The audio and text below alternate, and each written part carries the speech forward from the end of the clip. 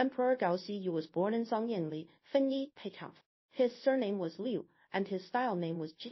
His father was known as Liu Taigong, and his mother as Liu. Earlier, Liu Ao once rested on the bank of a large lake. In her dream, she encountered a water deity.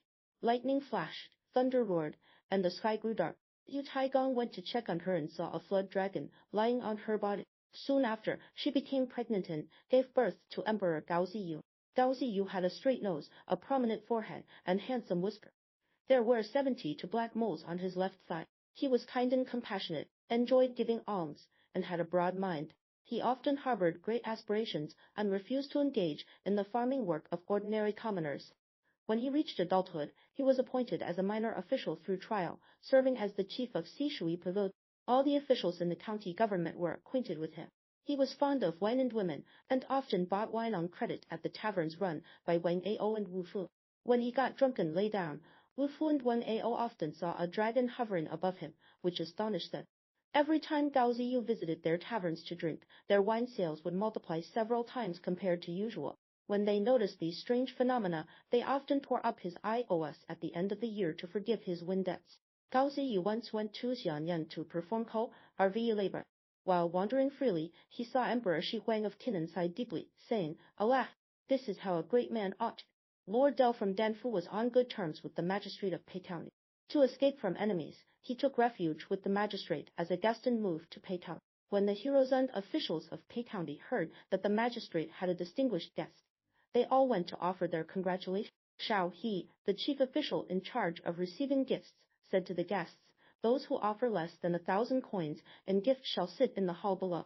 As a pavilion chief, Gao Ziyu had always looked down on these officials. Wrote on his gift card, "Gift of 10,000 coins," though he actually brought no money at all. When the card was handed in, Lord L was shocked. He rose and went to the gate to greet Gao Ziyu. Lord L was fond of physiognomy. Upon seeing Gao Ziyu's appearance, he respected him greatly and led him to a seat in the main hall. "Shao," he said, "Liu Ji is always boasting and rarely accomplishes anything." Nevertheless, Gao Ziyu teased the guests in the hall, took the seat of honor for himself, and showed no humility. At the end of the feast, Lord L signaled to Gao Ziyu with his eyes, asking him to stay behind. After the others had left, Gao Ziyu deliberately lingered. Lord L said, "Since I was young, I have enjoyed reading faces. I have seen countless people, but none like you, Liu Ji. I hope you will value yourself. I have a biological daughter, and I am willing to betroth her to you as your wife." After the feast, Lady L angrily said to Lord L, "You have always wanted our daughter to be extraordinary and marry an nobleman. The magistrate of Pei treats you well and asked for her hand, but you refused. Why did you arbitrarily betroth her to Liu Ji?" Lord L replied, "This is beyond the understanding of women and children." In the end, he still married his daughter to Liu Ji. Lord L's daughter was later Empress L, who gave birth to Emperor Xiaohui and Princess Liu Yuan. When Gao Ziyu was the pavilion chief, he often took leave to return to his farm. Once, Empress L and their 2 children were weeding in the field when an old man passed by and asked for water. Empress L offered him a meal. The old man read her fortune and said, "Madame, you are a noble person destined for greatness in the world." Empress L then asked him to read her children's fortune. When the old man saw Emperor Xiaohui, he said, "The reason for your wealth and honor lies in this child." He also read Princess Liu Yuan's fortune and said she would also be a person of great wealth and honor. After the old man left, Gao Ziyu happened to come from the nearby house.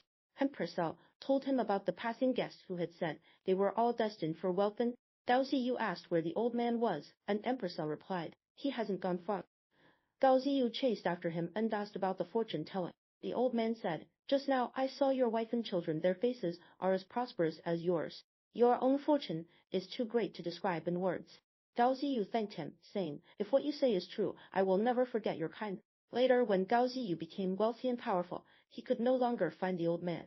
As the pavilion chief, Gao Ziyu made a crown from bamboo strips and ordered a law enforcement officer to take it to Zhu County for proper crafting. He often wore this crown, and even after he became prominent, he still wore it. This became known as the Liu family crown. When Gao Ziyu was the pavilion chief, he was tasked with escorting convicts to Mount Li for labor. Along the way, many convicts escaped. He guessed that by the time they reached Mount Li, all would have fled. When they arrived at a marshland in Fengyi, he stopped to drink wine. That night he released all the convicts in his charge. He said, "All of you, go your own way. From now on, I will not return either." More than a dozen strong men among the convicts were willing to follow. Gao Ziyu, under the influence of alcohol, walked straight through the marshland at night and sent one man ahead to scout the path. The scout returned and reported, "There is a large snake blocking the road. I think we should turn back." Gao Ziyu, drunk, said, "A brave man on his way, what is there to fear?" He stepped forward, drew his sword and cut the snake into 2 pieces, clearing the path. After walking a few li, Gao Ziyu, overcome by drunkenness, lay down to rest. The men who followed later reached the spot where the snake had been and saw an old woman crying at night. They asked her why she was crying, and she said, "Someone killed my son, so I am crying here." They asked, "Why was your son killed?" The old woman replied, "My son was the son of the White Emperor. He transformed into a snake and blocked the road, but today he was cut into 2 pieces by the son of the Red Emperor. That is why I am crying." The men thought she was lying and wanted to punish her, but the old woman suddenly vanished. When the men caught up and woke Gao Ziyu, they told him what had happened. Gao Ziyu was secretly pleased and grew more conceited. His followers thus revered him even more.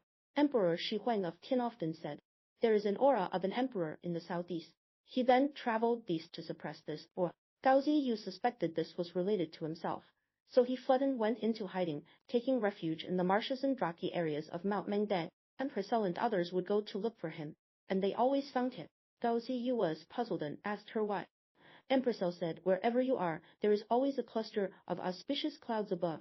So I just follow the clouds and find you." Gao Ziyu was delighted. When the young men of Pei County heard about this, many wanted to join him,